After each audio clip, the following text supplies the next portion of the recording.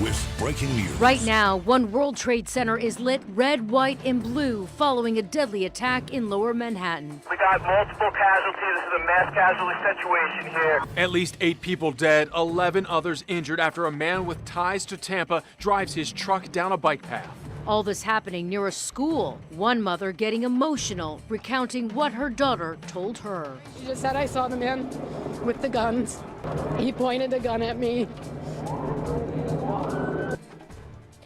And this is the deadliest terrorist attack in New York City since September 11th. Good evening, I'm Wendy Ryan. And I'm Jamison Euler. This is video of that suspect running from the scene. We'll have more on his ties to Tampa still ahead. ABC Action News reporter Michael Paluska kicks off our team coverage tonight. Michael, they say he had a note with him. That's right, Wendy and Jamison, they collected that note here on this 10-block stretch, about a mile running where this started. This started right here, running all the way down. They're walking this area right now looking for evidence. It ended right here after the suspect crashed into a school bus, so he couldn't go any further. His car was immobilized.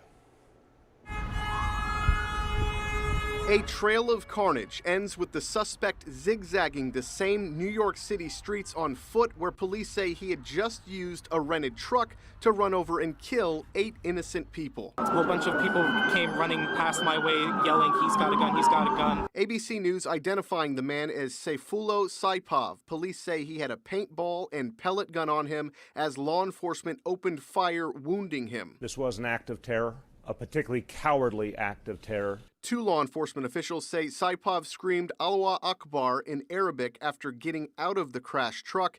ABC News reports the suspect also left a note at the scene saying he carried out the attack on behalf of ISIS. The president tweeting late tonight, quote, I have just ordered Homeland Security to step up our already extreme vetting program.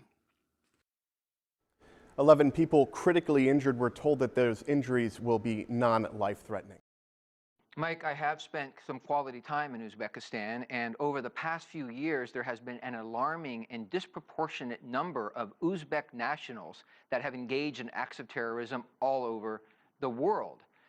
Law enforcement and terrorism officials are trying to understand the particular psyche of Uzbek nationals that are living in Uzbekistan or part of the larger Uzbek diaspora across the globe. Uzbeks have lived, unfortunately, under the iron heel of a totalitarian state for many decades. And a number of individuals are feeling marginalized and alienated and disaffected and are perhaps looking for some way to lash out. Unfortunately, they're not engaging in peaceful protests in some cases. They're actually killing innocents outside of Uzbekistan.